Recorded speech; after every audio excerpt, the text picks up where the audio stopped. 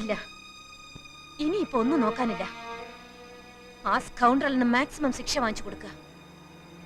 എന്നിട്ട് ജയിലിനകത്തിട്ട് അവന് എഴുതുന്ന കൈയുണ്ടല്ലോ, പോലീസുകാർക്ക് കാശ് കൊടുത്ത് ആ കൈ തല്ലി ചതക്കുക. നാട്ടുകാരുടെ മുമ്പിൽ വിഴുപ്പലക്കണ്ടല്ലോ എന്നോർത്താ കോടതിക്ക് പുറത്തു വെച്ച് തീരുന്നെങ്കിൽ തീർന്നോട്ടെ എന്ന് കരുതിയത്. ഇപ്പൊ എനിക്ക് മനസ്സിലായി, ഈ വൃത്തികെട്ടവന്മാരെ വെറുതെ വിട്ടാൽ സമൂഹത്തിന് തന്നെ അത് വലിയ ദോഷം ചെയ്യും. പ്രിയ പറഞ്ഞതാ ശരി, ഇനി ഒന്നും ആലോചിക്കാനില്ല, ഒക്കെ ഇനി കോടതി.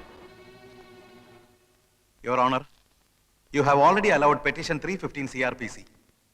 So let me examine the accused number 1 and 2 as witnesses. Yes, you may proceed.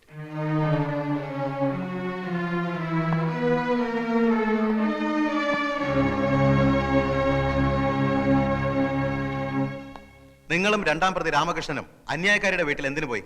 ഞങ്ങൾ താമസിക്കുന്ന വീട്ടിൽ വന്നവർ ഞങ്ങളെ കാപ്പ് കുടിക്കാൻ ക്ഷണിച്ചു, അതുകൊണ്ട് പോയി. അപ്പോൾ അവരുടെ വീട്ടിൽ ആരൊക്കെ ഉണ്ടായിരുന്നു? അവരും അവരുടെ ജോലിക്കാരിയും. നിങ്ങൾ കാപ്പി കുടിച്ചോ? ഇല്ല. എന്തുകൊണ്ട് കുടിച്ചില്ല? കുടിക്കാൻ തുടങ്ങുന്നതിന് മുമ്പ് പെട്ടെന്ന് ആ സ്ത്രീ ഒരു കത്തിയെടുത്ത് അവരുടെ വെയിൻ കട്ട് ചെയ്ത് മരിക്കാൻ പോവുകയാണെന്ന് പറഞ്ഞു. ഞങ്ങൾ അവരെ തടയാൻ ശ്രമിച്ചു. വേറെ ഒന്നും സംഭവിച്ചില്ലേ? ഇല്ല. ഇതിനു മുമ്പ് നിങ്ങൾ ഏതെങ്കിലും ക്രിമിനൽ കേസിൽ പെട്ടിട്ടുണ്ടോ? ഇല്ല. നിങ്ങൾ കല്യാണം കഴിച്ചാണോ? അല്ല.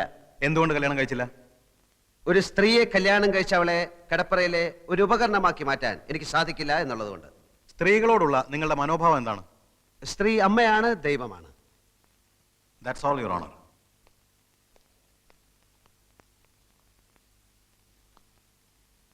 ദൈവത്തെ അപമാനിക്കലാണോ നിങ്ങളുടെ ജോലി? എന്റെ ജോലി കഥ എഴുത്താണ്. അല്പം മുമ്പ് നിങ്ങൾ പറഞ്ഞു സ്ത്രീ അമ്മയാണ്, ദൈവമാണെന്നൊക്കെ. അങ്ങനെ പറഞ്ഞ നിങ്ങൾ ഗസറ്റ് ഡിയക്ഷി എന്ന ആഭാസകരമായ ഒരു നോവൽ എഴുതി സ്ത്രീ വർഗത്തെ തന്നെ അപമാനിക്കാൻ ശ്രമിക്കുകയാണെന്ന് ഞാൻ പറഞ്ഞാൽ നിഷേധിക്കാൻ പറ്റുമോ? നോവലല്ല, ജീവിതം. ഓഹോ, സ്ത്രീയെക്കുറിച്ചുള്ള നിങ്ങളുടെ കാഴ്ചപ്പാടല്ലേ ആ നോവൽ എഴുതിയിരിക്കുന്നത്? അല്ല, ഈ ലോകത്ത് നല്ല സ്ത്രീകളും ചീത്ത സ്ത്രീകളുമുണ്ട്. നല്ല സ്ത്രീകളെ നായികമാരാക്കി ഞാൻ ധാരാളം നോവലുകൾ എഴുതിയിട്ടുണ്ട്. പക്ഷെ ഗസറ്റ് രക്ഷയിലെ നായിക ഒരു വൃത്തികെട്ട സ്ത്രീയാണ് എന്ന് മാത്രം. അന്യായക്കാരിയോടുള്ള പക തീർക്കാനല്ലേ നിങ്ങൾ ആ നോവൽ എഴുതിയത്? കാശിന് വേണ്ടിയാണ് ഞാൻ നോവൽ എഴുതുന്നത്. ഗസറ്റ് രക്ഷയിലെ നായികയുടെ ചിത്രത്തിന് അന്യായക്കാരിയുടെ മുഖം എങ്ങനെ വന്നു? അത് ചിത്രം വരച്ച ആളോട് ചോദിക്കണം. നിങ്ങൾ മദ്യപിക്കാറുണ്ടോ? ആ, അത്യാവശ്യം. ഇതുവരെ ഒരു കേസിലും പ്രതിയായിട്ടില്ല എന്ന് നിങ്ങൾ പറഞ്ഞു. മദ്യപിച്ച് അന്യായക്കാരിയുടെ വീട്ടിൽ കയറിയതിന് നിങ്ങളെ പോലീസ് അറസ്റ്റ് ചെയ്തിട്ടില്ലേ? രണ്ടാം പ്രതി രാമകൃഷ്ണന്റെ വീടാണെന്ന് കരുതിയാണ് ഞാൻ ആ വീട്ടിൽ കയറിയത്. എന്ത് കരുതി എന്നുള്ളതല്ല, നിങ്ങളെ പോലീസ് അറസ്റ്റ് ചെയ്തോ ഇല്ലയോ? പോലീസ് അറസ്റ്റ് ചെയ്തില്ല, എന്നെ കൂട്ടിക്കൊണ്ടുപോയി. SIക്ക് സത്യം ബോധ്യമായപ്പോ എന്നെ വെറുതെ വിട്ടു. ഈ സ്ത്രീകൾ തനിച്ച് താമസിക്കുന്ന വീട്ടിൽ കയറി ബ്രേക്ക്ഫാസ്റ്റ് കഴിക്കലാണോ നിങ്ങളുടെ ജോലി? ബ്രേക്ക്ഫാസ്റ്റ് കഴിക്കാൻ തോന്നുമ്പോൾ ആ വീട്ടിൽ സ്ത്രീകൾ തനിച്ചാണോ സംഘം ചേർന്നാണോ താമസിക്കുന്നത് എന്ന് ഞാൻ നോക്കാറില്ല. ഏത് സ്ത്രീ വിളിച്ചാലും നിങ്ങൾ ബ്രേക്ക്ഫാസ്റ്റ് കഴിക്കാൻ പോവോ? ബ്രേക്ക്ഫാസ്റ്റ് മാത്രമല്ല, ലഞ്ചും സപ്പറും ഒക്കെ കഴിക്കാൻ പോകും. വർഷങ്ങളായി മനസ്സിൽ കൊണ്ടു നടന്ന അന്യായക്കാരിയോടുള്ള പക തീർക്കാൻ വേണ്ടിയാണ് നിങ്ങൾ അവരെ മാനഭംഗം ചെയ്യാൻ ശ്രമിച്ചതെന്ന് ഞാൻ പറഞ്ഞാൽ നിഷേധിക്കാൻ കഴിയൂ? കഴിയും. ഞാൻ ഈ സ്ത്രീയെ ആദ്യമായി കാണുന്നത് തന്നെ ഏതാനും ദിവസങ്ങൾക്ക് മുൻപാണ്. ഓഹോ, സ്ത്രീയെ കിടപ്പറയിൽ വെറും ഒരു ഉപകരണമാക്കി മാറ്റാൻ സാധിക്കാത്തതുകൊണ്ടാണ് നിങ്ങൾ കല്യാണം കഴിക്കാത്തതെന്ന് ഇവിടെ പറഞ്ഞു. അതെ. നിങ്ങളുടെ അച്ഛന്റെ പേര് കൃഷ്ണമേനോൻ. അതെ. അമ്മ ലക്ഷ്മിക്കുട്ടി അമ്മ. അതെ. ഇതാരുടെ കല്യാണക്കത്താണ്? ഇതാരുടെ കല്യാണക്കത്താണെന്നാ ചോദിച്ചത്. പറയൂ. എന്റെ കല്യാണക്കത്താണ്. എന്ന് വെച്ചാൽ സ്ത്രീയെ കിടപ്പറയിലെ ഉപകരണമാക്കി മാറ്റാൻ ഇഷ്ടമില്ലാത്ത നിങ്ങളുടെ വിവാഹ ക്ഷണപത്രം. നിങ്ങളുടെ ഭാര്യ ഇപ്പൊ എവിടെ?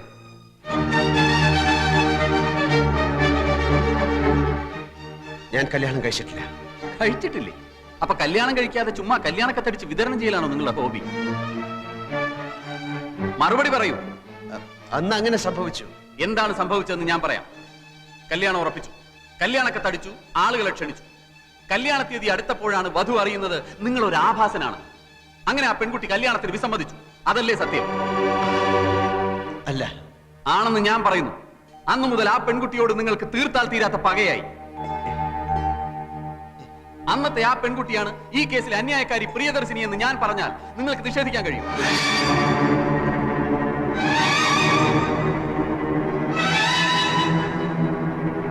ഈ ക്ഷണക്കത്തിലെ വധു പ്രിയ മേനോൻ തന്നെയാണ് അന്യായക്കാരി പ്രിയദർശിനി. വരൻ വിദ്യാസാഗർ തന്നെയാണ് ഇപ്പോഴത്തെ ഈ novelist Sagar Kottappuram. Your honour, അന്ന് തന്നെ നിഷേധിച്ച പെൺകുട്ടിയോടുള്ള മുൻ വൈരാഗ്യം തീർക്കാൻ വർഷങ്ങളായി അവസരം തേടി നടന്ന പ്രതി ഒടുവിൽ ഈ കിട്ടിയ സന്ദർഭം ഇവിടെ ഉപയോഗപ്പെടുത്തുകയായിരുന്നു എന്നുള്ളതാണ് സത്യം. That's all your owner.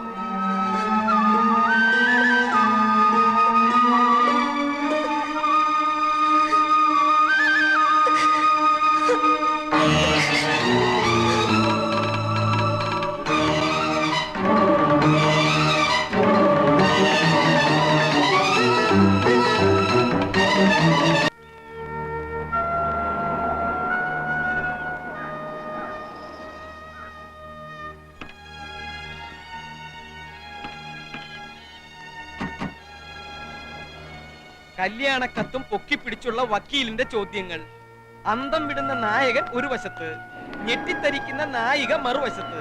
ഈ കോടതി രംഗം അതേപടി ഒരു അധ്യായമാക്കാം. വായനക്കാരന്റെ കണ്ണു തള്ളും, ഞരമ്പുകൾ വലിഞ്ഞു മുറുകും. ചൂടാറുന്നതിന് മുമ്പ് ഈ മാറ്ററിന്റെ എഴുതി തന്നേക്ക്. അതിരിക്കട്ടെ, കല്യാണക്കത്തടിച്ചു, കല്യാണം നടന്നില്ല, അതെന്താ കാരണം?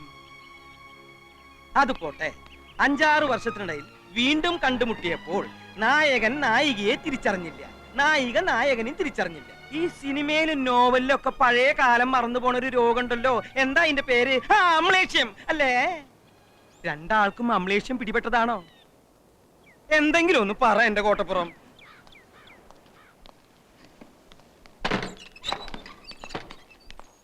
ഇപ്പൊ തന്നെ എഴുതി തന്നാ ഇപ്പൊ തന്നെ കമ്പോസിങ്ങിന് കൊടുക്കാം. നായകനും നായികയ്ക്കും അമ്ലേഷ്യം വേണ്ട, വായനക്കാര് വിശ്വസിക്കില്ല. ഒരാൾക്ക് മതി അമ്ലേഷ്യം. ഗസറ്റഡ് എച്ചി അധ്യായം 6 അമ്ലേഷ്യം എന്ന ടൈറ്റിലും കൊടുക്കാം. കഴിഞ്ഞ ലക്കത്ത് കഥ എവിടെയാ നിൽക്കുന്നതെന്ന് അറിയോ? എവിടെ എടുത്തിരിക്കണേ? ആ, അതറിയാതെ ചുമ്മാ അമലേഷ്യം അമലേഷ്യം പുലമ്പിട്ട് കാര്യമില്ല. അമലേഷ്യം അങ്ങനെ ഒരു വാക്കില്ല. പിന്നെ ഈ മറവി രോഗത്തിന്റെ പേരെന്താന്ന്? അതൊന്നും അല്ല ഇവിടുത്തെ പ്രശ്നം. സാഹിത്യകാരൻ ജയദേവനെ അനിത വശത്താക്കി ദിലീപും ജയദേവനും ഈ പ്രശ്നത്തിൽ പൊരിഞ്ഞടി നടന്നു. ദിലീപ് മരിച്ചു, ജയദേവൻ ഒളിവിൽ പോയി. അവിടെയാ കഴിഞ്ഞ ലക്കം അവസാനിക്കുന്നത്. അടുത്ത ലക്കത്തിൽ പെട്ടെന്ന് എങ്ങനെ നായകനും നായികയും കോടതിയിലെത്തും? നായകനെ പോലീസ് പിടിക്കട്ടെ. എന്നിട്ട് നായകൻ പോലീസിനോട് പറയുന്നു നായികയുടെ പ്രേരണ മൂലമാണ് താൻ ദിലീപിനെ കൊന്നതെന്ന്. അപ്പൊ നായികയും പോലീസ് പിടിക്കും. അങ്ങനെ നായകനും നായികയും കോടതിയിൽ മുഖാമുഖം നിൽക്കും. വക്കീൽ ചോദ്യങ്ങൾ ചോദിക്കും. പെട്ടെന്നാണ് കഥയിൽ ട്വിസ്റ്റ് വരുന്നത്. അവർ പണ്ടെന്നോ കല്യാണക്കത്തടിച്ചിട്ടും കല്യാണം കഴിക്കാത്തവർ. അമ്ലേഷ്യം. എന്താ കുഴപ്പം? സാറിന്റെ അത്രയും മണ്ടന്മാരല്ല ഇവിടുത്തെ വായനക്കാർ. വായനക്കാർക്ക് അമ്പളേഷം പിടിപെട്ടാലും മതിയല്ലോ. എല്ലാം കോട്ടപ്പുറം തീരുമാനിച്ചോളൂ. പക്ഷെ എന്തെഴുതിയാലും വായനക്കാരന്റെ കണ്ണ് തള്ളണം, ഞരമ്പ് വലിഞ്ഞു മുറുകണം. ഒന്ന് എഴുതി തരൂന്നേ. ഒന്നിങ്ങോട്ട് വന്നേ. എന്തിനാ? അല്ല, ഒന്നിങ്ങോട്ട് വരൂ. കസാര അവിടെ ഇരുന്നോട്ടെ. ആയിരുന്നോട്ടെ. ദേ വരുന്നുട്ടോ കോട്ടപ്പുറം. അമ്ലേഷ്യം. ഇയാൾ എവിടുത്തുകാരനാടോ? ചങ്ക് പൊട്ടി നിൽക്കുന്ന ഒരു മനുഷ്യനോട് ഇങ്ങനെയാണോ സംസാരിക്കുന്നത്?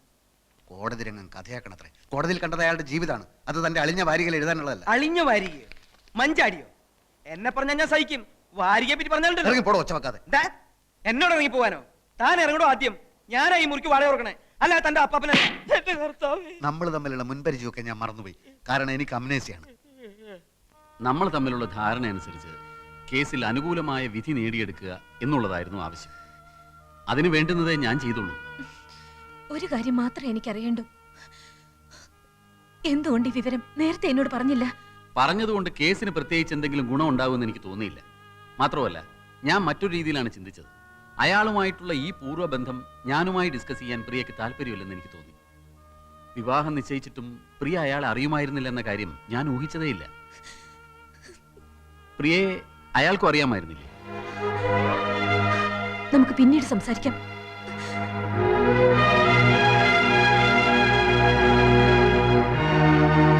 സർ, ഇനി ഈ കേസ് പ്രൊസീഡ് ചെയ്യാൻ എനിക്ക് താല്പര്യമില്ല.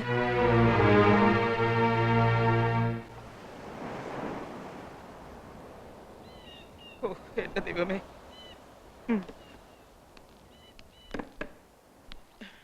അതേ കിടപ്പ് തന്നെ. എഴുതാനുള്ള ഒരു നീക്കവും കാണുന്നില്ല. എന്നെ വേണമെങ്കിൽ ഒന്നുകൂടി തല്ലിക്കോ. എന്റെ സങ്കടം ഞാൻ പിന്നെ ആരോടാ പറയാ? എഴുന്നേൽക്ക കുടിക്കുക കെടുക്കുക, എഴുന്നേൽക്ക കുടിക്കുക കെടുക്കുക. സ്കോച്ച് വേണമെന്ന് പറഞ്ഞപ്പോ അതും വാങ്ങിച്ചു കൊടുത്തു. രൂപ എത്രയെ പൊടിച്ചത്? തഹസിൽദാർ സാറിന് അറിയോ? ഈ നാട്ടിൽ വേറെ എഴുത്തുകാരില്ലഞ്ഞിട്ടല്ല. MT വാസുദേവൻ നായരും മഞ്ചാടിക്ക് ഒരു നോവൽ എഴുതി തരാന്ന് പറഞ്ഞിട്ട്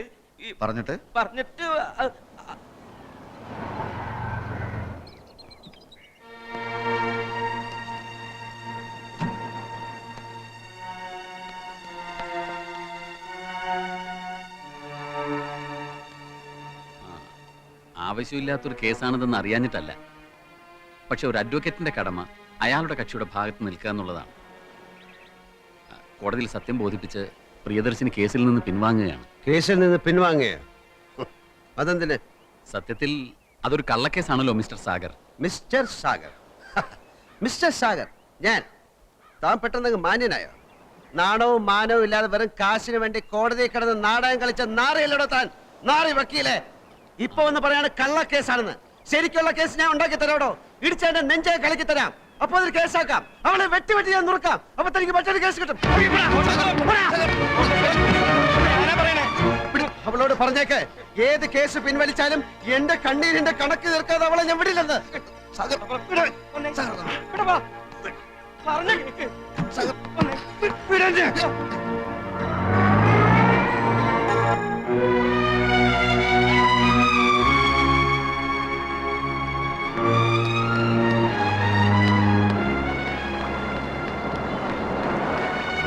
കോട്ടപ്പുറം, കോട്ടപ്പുറം, നിക്ക്. ആത്മഹത്യ ചെയ്യരുത്. അതിന് മാത്രം ഇവിടെ ഒന്നും സംഭവിച്ചിട്ടില്ല. ആത്മഹത്യയോ? വിടോ. സ്വസ്ഥമായിട്ടൊന്ന് ആലോചിക്കാനും സമ്മതിക്കില്ല. അതല്ല, പെട്ടെന്നൊന്നും മിണ്ടാതെ ഇങ്ങോട്ട് പോന്നപ്പോ. അത് പോട്ടെ, ഇപ്പൊ ആലോചിച്ച എന്താ? കഥയാണോ? ഈ കാണുന്നത് എന്താണ്? ഇത് കടലല്ലേ? അല്ലേ? ഈ കടലിന്റെ അക്കരെ എന്താണ്? കടലിനക്കരെ അക്കരെ കരയായിരിക്കും അല്ലേ? ഈ അറബിക്കടൽ കടന്നു നിന്നാൽ എത്തുന്നത് എവിടാണ്? ഗൾഫിൽ. ഗൾഫിലല്ലേ? അതെ, ഗൾഫ്. ഗൾഫ്.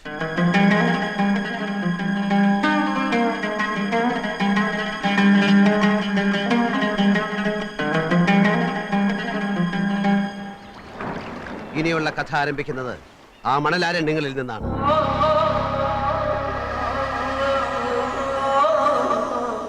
അത് പക്ഷേ ഇതുവരെ എഴുതിയ കള്ളക്കഥയല്ല, യഥാർത്ഥ കഥ, എന്റെ ജീവിതം. ഇനി ഞാൻ എഴുതുന്നത് എന്റെ തന്നെ ജീവിത കഥയാണ്. ഗസറ്റഡ് ഏക്ഷിയും ജയദേവൻ എന്ന എഴുത്തുകാരനും ഇനി പ്രിയദർശിനിയും സാഗർ കോട്ടപ്പുറവുമായി ഇവിടെ പുനർജനിക്കുന്നു.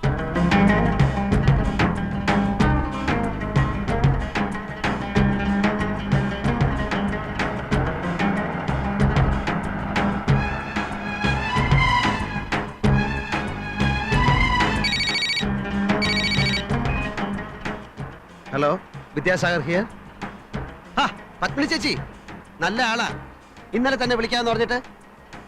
അതുപോലെ കാര്യങ്ങൾ അവിടെ വരെ. ആ, ഞാനും മോനേട്ടനും കൂടി പോയി കണ്ടു. നല്ല ഒതുക്കവും വിനയവും, വെളുത്ത് മെലിഞ്ഞ് നല്ല ഭംഗിയുള്ള ചിരിയും. ഒറ്റ നോട്ടത്തിൽ തന്നെ എനിക്ക് മോനേട്ടനും കുട്ടിയെ നന്നായി ബോധിച്ചു. മോഹനേട്ടന്റെ കാര്യം വിടൂ. പത്മിനി ചേച്ചിക്ക് ഇഷ്ടപ്പെട്ടല്ലോ, അത് മതി. എന്റെ കാഴ്ചപ്പാടും സൗന്ദര്യ സങ്കല്പവും ഒക്കെ എന്നേക്കാൾ അറിയാവുന്നത് ചേച്ചിക്കല്ലേ. എന്നാലും നിനക്കും കൂടി ഇഷ്ടപ്പെടണമല്ലോ. പറ്റുമെങ്കിൽ ഒരു 3-4 ദിവസത്തേക്ക് വന്നിട്ട് പോയിക്കൂടെ നിനക്ക്? ഇപ്പൊ വന്നാ കല്യാണത്തിന് വരാൻ അറബാബ് ലീവ് തരില്ല. അപ്പൊ പിന്നെ ഒരു താലി പാഴ്സൽ അയച്ച് തരേണ്ടി വരും ഞാൻ. ഒക്കെ ചേച്ചിയും മോഹനേട്ടനും കൂടെ അങ്ങോട്ട് തീരുമാനിച്ചാ മതി. ഏതായാലും കുട്ടിയുടെ ഫോട്ടോ ഞാൻ കൊടുത്തയച്ചിട്ടുണ്ട്. എപ്പോ കൊടുത്തയച്ചു? ആരുടെ കൊടുത്തയച്ചു? എന്ന് കൊടുത്തയച്ചു? ഓ, കിടന്ന് ചാടാതെ. നിന്റെ കൂട്ടുകാരൻ സൈനുദ്ദീന്റെ സിസ്റ്റർ സോണിയ അല്ലേ? അവളും ഹസ്ബൻഡും കൂടി യാത്ര പറയാൻ വന്നിരുന്നു മെനിഞ്ഞാന്ന് രാത്രിയില്. കയ്യോട് കൊടുത്തയച്ചിട്ടുണ്ട്. ഫോട്ടോ ഇപ്പൊ സൈനുദ്ദീന്റെ കൈ കിട്ടിക്കാണല്ലോ. അവൻ പറഞ്ഞില്ലേ? അവൻ പറഞ്ഞില്ല. കള്ള നമുക്ക് മറന്നു കാണും. ഞാൻ പിന്നെ വിളിക്കാം. ഇവിടെ പെട്ടെന്ന് കുറച്ച് ഭയങ്കര തിരക്കിലായി പോയി.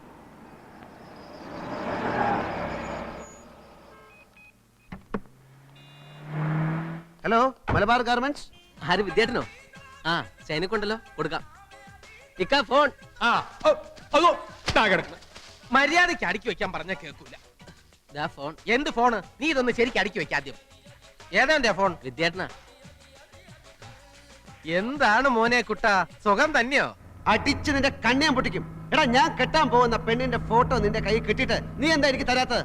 തരാത്തത് വേറൊന്നും കൊണ്ടല്ല മോനെ, ഓളെ ഫോട്ടോ കണ്ടിട്ട് എനിക്ക് കൊതി തീരുന്നില്ല. ഇടിച്ചു നിന്നെ മര്യാദയ്ക്ക് ഫോട്ടോ ഇവിടെ എത്തിക്കടാ. നിന്റെ കമ്പനി എന്റെ മലബാർ ഗാർമെന്റ്സിന് 10,000 ലക്കോസ്റ്റ് ടീഷർട്ടിന്റെ ഓർഡർ തരാമെന്ന് പറഞ്ഞിട്ട് എന്തായി? എന്റെ കമ്പനി നിനക്ക് ഒരു ഓർഡറും തരാമെന്ന് പറഞ്ഞിട്ടില്ല. നീ പറഞ്ഞു 10,000 പീസസിന്റെ ഒരു ഓർഡർ നിനക്ക് വേണമെന്ന്. അത് നടക്കില്ലെന്ന് ഞാൻ അപ്പോഴേ പറഞ്ഞാണല്ലോ. എടാ, നീ ഒന്ന് മനസ്സിലാക്കണം. എത്രയോ കൊല്ലക്കാലം നമ്മൾ ഇന്ത്യക്കാരെ മുഴുവൻ അടിമകളാക്കി ഭരിച്ച ബ്രിട്ടീഷുകാരനാണ് നിന്റെ കമ്പനി മുതലാളി.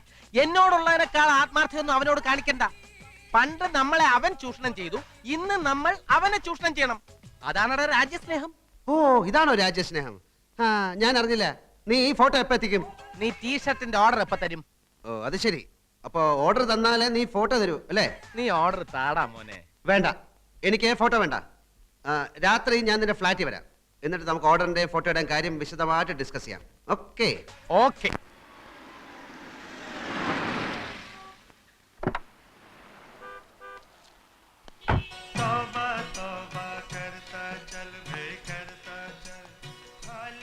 എന്റെ അല്ലോ, രാത്രി ഫ്ലാറ്റിൽ വരാമെന്ന് ഞാൻ പറഞ്ഞില്ലായിരുന്നെങ്കിലേ നിന്നെ ഇപ്പൊ ഇങ്ങനെ കൈയോടെ പിടികൂടാൻ സാധിക്കില്ലായിരുന്നു. ടീഷർട്ടിന്റെ ഓർഡർ തന്നാലേ നീ ഫോട്ടോ തരൂ അല്ലേ? ഓർഡർ തന്നാലേ ഫോട്ടോ തരുമെന്ന് ഞാൻ പറഞ്ഞിട്ടില്ല. ഓർഡർ തന്നൂടേന്ന് അപേക്ഷിച്ചു, അത്രേ ഉള്ളൂ. അല്ല, ഭാവി ഭാര്യയുടെ ഫോട്ടോ കാണാനുള്ള എന്റെ അഭിനിവേശത്തെ നീ ബ്ലാക്ക്മെയിൽ ചെയ്യാൻ ശ്രമിച്ചു. എടുക്കടാ ഫോട്ടോ. അല്ലെങ്കിൽ നിന്റെ പെണ്ണിന്റെ ഫോട്ടോ എനിക്കെന്തിനാ? ഈ തിരക്കൊന്നും ഒഴിഞ്ഞോട്ടെ, നമുക്ക് ഒരുമിച്ച് ഫ്ലാറ്റിൽ പോയി ഫോട്ടോ എടുക്കാം. അപ്പൊ ആ ഫോട്ടോ ഇപ്പൊ നിന്റെ കയ്യിലില്ലേ? ഫോട്ടോ കൈ കൊണ്ട് കിടക്ക്. എന്തിന്? ആ ശരി, എനിക്ക് കാത്തിരിക്കാൻ തീരെ സമയമില്ല. ഇപ്പൊ തന്നെ പുറപ്പെടാ. ഇപ്പോഴാ നിന്നോട് പറയാനാ പറഞ്ഞ. ഇങ്ങോട്ട് ഈ തിരക്ക് ഞാൻ ഫോട്ടോ ഒക്കെ എടുത്തു തരാം. നീ ആദ്യം ഈ കൈ ഒന്ന് വിട്. വേണ്ട, വേല കയ്യിലിരിക്കുന്നാലേ.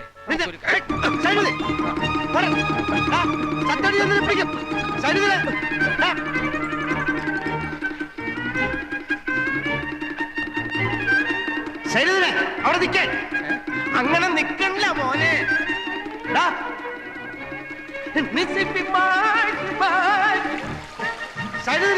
ഇങ്ങോട്ട് ഇറങ്ങി വരാൻ.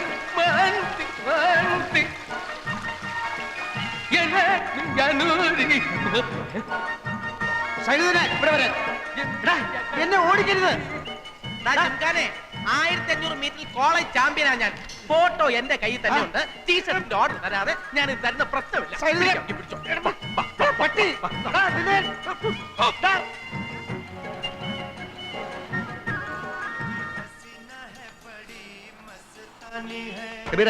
സൈനികൻ ഇങ്ങോട്ട് വന്നാ? ഇല്ല, നിങ്ങൾ ഒന്നിച്ചല്ലേ പോയത്? അവനെ ഇപ്പൊ എന്റെ കൈ കിട്ടിയല്ലോ. അവൻ ബാലുവിന്റെ അടുത്ത് കാണുമായിരിക്കും. അവനെ പിടിക്കാതെ വിടില്ലെന്ന് പറഞ്ഞേക്ക്. കുട്ടിയുടെ ഫോട്ടോ ഉഷാറായിട്ടാ. നീ കണ്ട? കണ്ടല്ലോ, നല്ല അസല് കുട്ടി.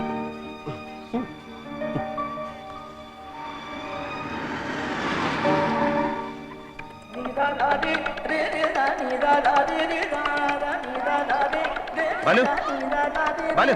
ആ സഗർ, സൈനികൻ ഇങ്ങോട്ട് വന്നോ? കടലില്ലേ? ഇല്ല. എങ്കിൽ ചിലപ്പോ ജെയിംസിന്റെ അടുത്താണ്. ശരി. ആ സഗർ, കുട്ടിയുടെ photo കണ്ടോട്ടോ, കലക്കിയിട്ടുണ്ട്.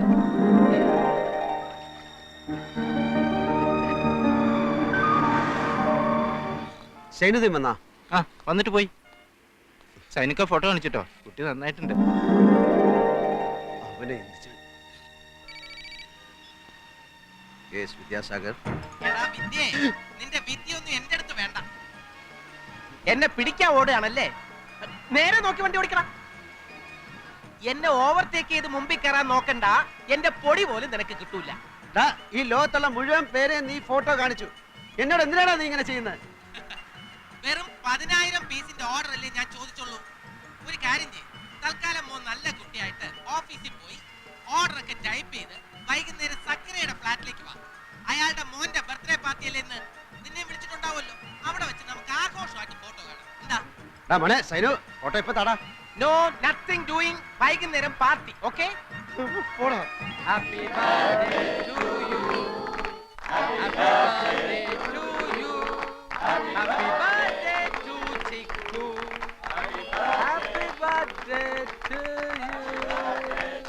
Happy birthday to you. Happy birthday Chikku. Happy birthday to Chikku. കുട്ടിയുടെ ഫോട്ടോ അസലായിട്ടുണ്ട്. ലേഡീസ് ആൻഡ് ജെന്റിൽമെൻ, എല്ലാരും ഇങ്ങോട്ടൊന്ന് ശ്രദ്ധിക്കൂ. സക്കറിയ ദമ്പതികളുടെ മകൻ ചിക്കുവിന്റെ ജന്മദിനം ആഘോഷിക്കാനാണല്ലോ നമ്മൾ ഇവിടെ ഒത്തുകൂടിയിരിക്കുന്നത്. നമ്മൾ മലയാളികൾ ഇതേപോലുള്ള ആഘോഷങ്ങളിൽ ഒന്നിച്ചു കൂടും, വെടി പറയും, ഭക്ഷണം കഴിക്കും, പിരിഞ്ഞു പോകും. അതോടെ തീർന്നു. നമ്മൾ മലയാളികൾക്ക് ഒത്തൊരുമയില്ല. പരസ്പര സഹകരണം എന്ന വാക്ക് നമ്മുടെ നിഘണ്ടുവിലേ ഇല്ല. അങ്ങോട്ടും ഇങ്ങോട്ടും നമ്മൾ ഒരു സഹായവും ചെയ്യില്ല. ഞാനിത് പറയാൻ കാരണം, വിദ്യാസാഗർ നമ്മുടെയൊക്കെ കൂട്ടുകാരനാണ്. അവൻ കെട്ടാൻ പോകുന്ന പെണ്ണിന്റെ ഫോട്ടോ ദാ എന്റെ കയ്യിലുണ്ട്. വരട്ടെ. അവന്റെ കമ്പനി എനിക്ക് കുറച്ച് ടീഷർട്ടിന്റെ ഓർഡർ തന്നാലേ ഈ ഫോട്ടോ ഞാൻ അവന് കൊടുക്കൂന്ന് പറഞ്ഞിട്ടുണ്ട്. നിങ്ങൾക്കറിയാം, അവൻ എന്നെക്കാൾ ആരോഗ്യമുള്ളവനാണ്. അതുകൊണ്ട് ഈ ജിങ്കാന ഒരു ആക്രമണത്തിന് മുതിരുകയാണെങ്കിൽ നിങ്ങൾ എല്ലാവരും ചേർന്ന് എന്നെ രക്ഷിക്കണമെന്ന് അഭ്യർത്ഥിക്കുകയാണ്. വന്ന് എന്റെ ചുറ്റും നിൽക്കൂ പ്ലീസ്. അവൻ ആക്രമണത്തിന് മുതിർന്നു കഴിഞ്ഞു. എല്ലാവരും എന്നെ രക്ഷിക്കാൻ തയ്യാറെടുത്തോളൂ. നീ ഫോട്ടോ എടുക്ക. ഓർഡർ എടുക്ക്. നീ ഫോട്ടോ എടുക്കടാ. ഓർഡർ എടുക്കാൻ.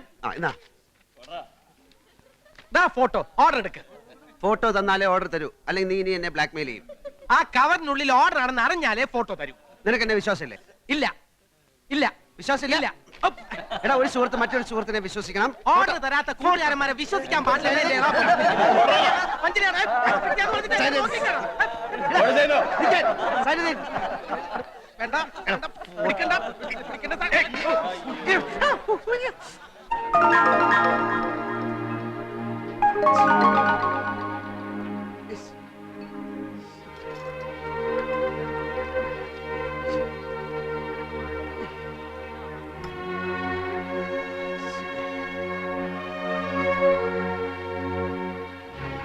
അല്ലോ നല്ല കുട്ടിയായിരുന്നു.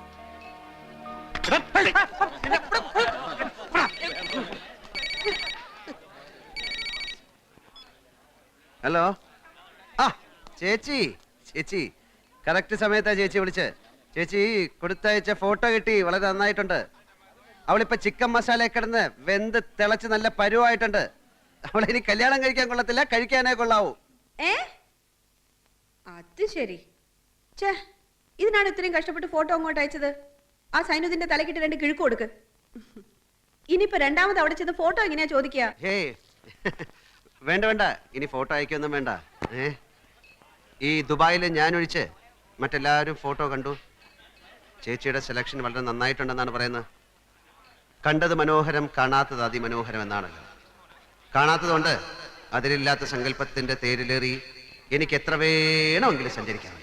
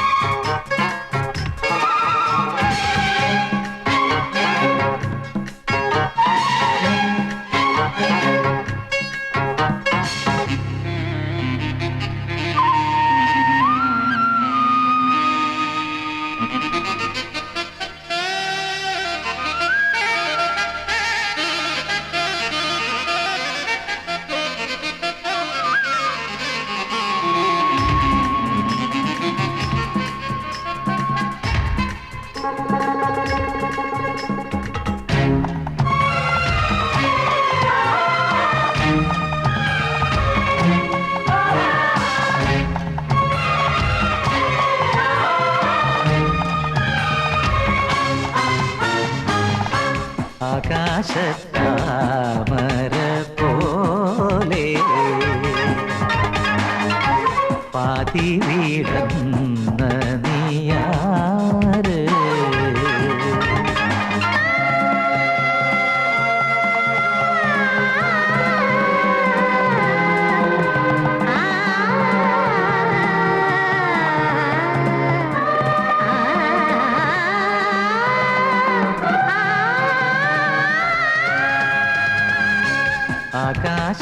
ആകാശത്താമര പോലെ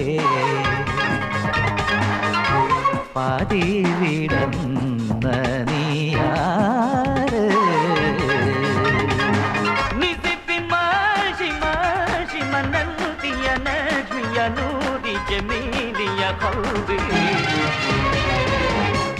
ആലോല പൊൻപീലി പോലെ പാറിപ്പറന്ന നീയാര്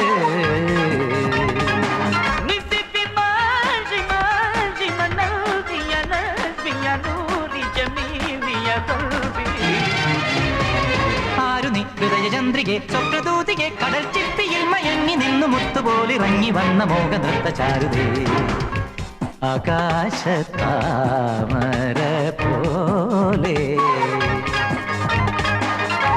പാതി വീടന്ന നീയാര്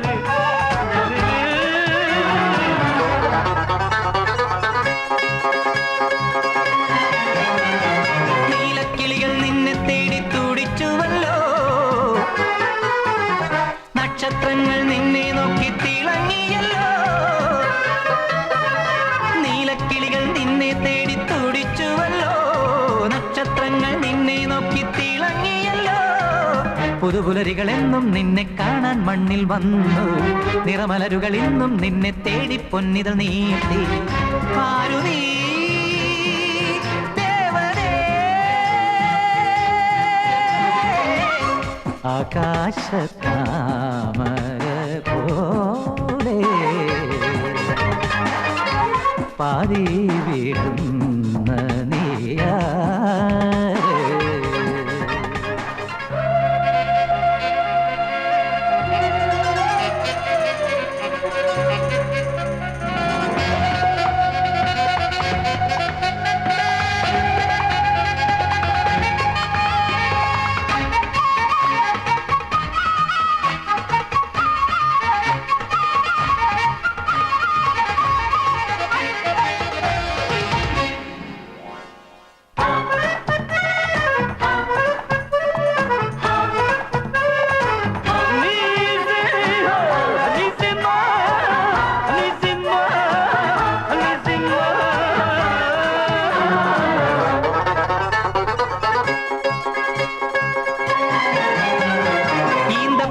നിഴലു വിരിച്ചു നീനക്കു വേണ്ടി, ആമ്പൽക്കൊടികൾ മാല കൊരുത്തു നീനക്കു വേണ്ടി. ഈന്തപ്പനകൾ നിഴലു വിരിച്ചു നീനക്കു വേണ്ടി, ആമ്പൽക്കൊടികൾ മാല കൊരുത്തു നീനക്കു വേണ്ടി. കലിയിളകിയ കാറ്റിൽ മണലാരണ്യം പാൽക്കടലായി, അലമാലകൾ തങ്കക്കാൽ തള തീർത്തു നിനക്കു വേണ്ടി. ആരു നീ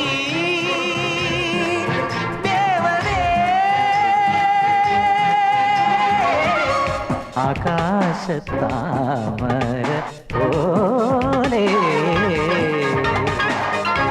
പാതി വിടന്ന നീയാര്.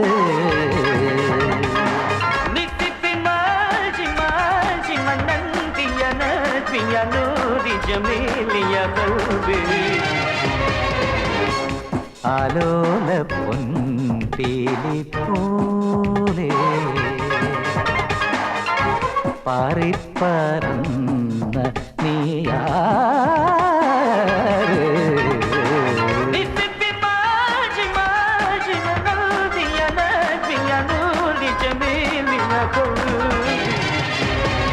ആരു നീ ഹൃദയചന്ദ്രികെ സ്വപ്നദൂതികെ കടൽ ചിപ്പിയിൽ മയങ്ങി നിന്നു മുത്തുപോലിറങ്ങി വന്ന മോഹനൃത്ത ചാരുതേ. ആകാശത്താമര പോലെ പാതി വിടന്ന നീയാര്.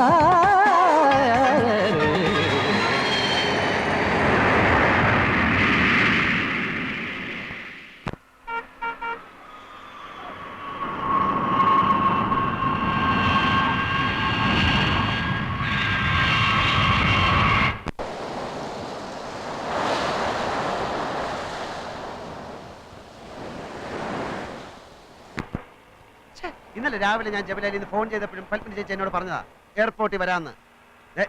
സത്യം പറ മോനേട്ടാ, ഇതിനിടയിൽ എന്തെങ്കിലും വഴക്കോ പിണക്കോ എന്തെങ്കിലും ഉണ്ടായോ? ഒന്നും ഉണ്ടായില്ല. പിന്നെ എന്തുകൊണ്ട് പൽപ്പിന്റെ ചേച്ചി പിള്ളേരെ എന്നെ റിസീവ് ചെയ്യാൻ എയർപോർട്ടിൽ വന്നില്ല? നമ്മൾ വീട്ടിലേക്കാണല്ലോ പോകുന്നത്. അത് ശരിയായൊരു ഉത്തരവല്ലല്ലോ. അതൊക്കെ പോട്ടെ, ഒരുക്കങ്ങളൊക്കെ ആയോ? എനിക്ക് 3-4 ദിവസം മുമ്പ് വേണമെങ്കിൽ വരാമായിരുന്നു, പക്ഷെ ഞാൻ വേണ്ടെന്ന് വെച്ചു. വന്നാൽ ചിലപ്പോ എന്റെ കൺട്രോള് പോയി ഒന്നവളെ കാണണമെന്ന് തോന്നിയാലോ. ഫോട്ടോ ചിക്കൻ മസാല വീണപ്പോ തന്നെ ഞാൻ വിചാരിച്ചു ഇതൊരു പുതുമയാവട്ടെ. കല്യാണ പെണ്ണിനെ കല്യാണ പന്തൽ ആ നിമിഷം ആദ്യമായി കാണുക, അതൊരു ത്രില്ലല്ലേ. മോനേട്ടൻ കുട്ടിയെ പറ്റി ഒന്നും പറഞ്ഞില്ല. ധാരാളം സംസാരിക്കുന്ന ടൈപ്പാണോ അതോ മിണ്ടാ പൂച്ചയാണോ? ഫ്ലൈറ്റ് ടേക്ക് ഓഫ് ചെയ്യാനുള്ള അനൗൺസ്മെന്റ് കേട്ടപ്പോൾ ഞാൻ ഓടുകയായിരുന്നു. അതുവരെ ചില ചില്ലറ ഷോപ്പിങ്ങിൽ ഞാൻ മുഴുകിയിരിക്കുകയായിരുന്നു. ഭംഗിയുള്ള ചില ലേഡീസ് വാച്ചുകൾ, കമ്മലുകൾ. ആർക്കാണെന്ന് പറയണ്ടല്ലോ. എന്റെ കൂടെ ജോലി ചെയ്യുന്ന രാമനാട്ടുകരയിലുള്ള ഒരു വാസുദേവൻ, അവൻ പെണ്ണിന്റെ കഴുത്തിൽ താലി കെട്ടിയപ്പോ കൈ വറച്ചത് അവിടെയൊക്കെ പാട്ടാ. വീഡിയോ ക്യാഷിൽ ആ ഭാവം മാറ്റി കളഞ്ഞു. അങ്ങനെ കല്യാണ ക്യാഷിൽ ഇപ്പൊ താലി കെട്ട് മാത്രമില്ല. എനിക്കങ്ങനെ ഒരു പ്രശ്നമേ ഉണ്ടായി. പക്ഷെ 10,000 പേര് ആ സമയത്ത് നമ്മളെ മാത്രം ഇങ്ങനെ നോക്കി നിൽക്കുമ്പോ അതൊക്കെ നമ്മൾ എന്തിനാ ശ്രദ്ധിക്കുന്നല്ലേ? മോഹനേട്ടന് ടെൻഷൻ ഉണ്ടായിരുന്നോ? ഓർമ്മയില്ല.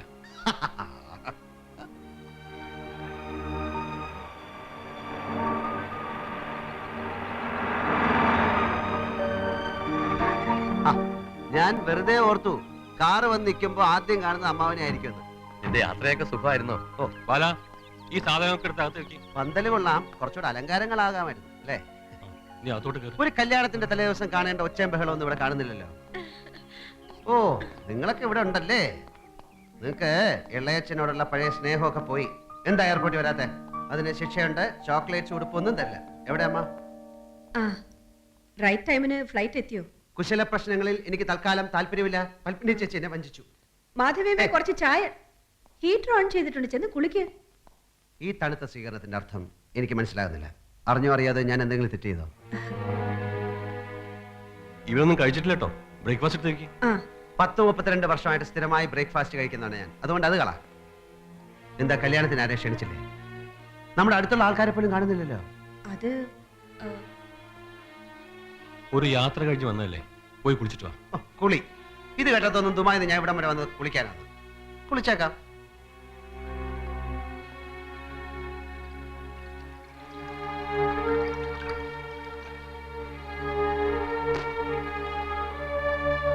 കുളി കഴിഞ്ഞു, ബ്രേക്ക്ഫാസ്റ്റ് കഴിച്ചു. ഇനി ഞാൻ എന്താ ചെയ്യേണ്ടേ? നിനക്ക് 2 മാസത്തെ ലീവ് ഉണ്ടെന്നല്ലേ പറഞ്ഞത്? അതെ, പക്ഷെ ആ കുട്ടിയുടെ വിസ ശരിയാവുകയാണെങ്കിൽ അതിനു മുമ്പ് കിടക്കും. അവിടെ ഫുൾ ഗ്യാങ് കാത്തിരിക്കുകയാണ്. നീ ഇരിക്ക്.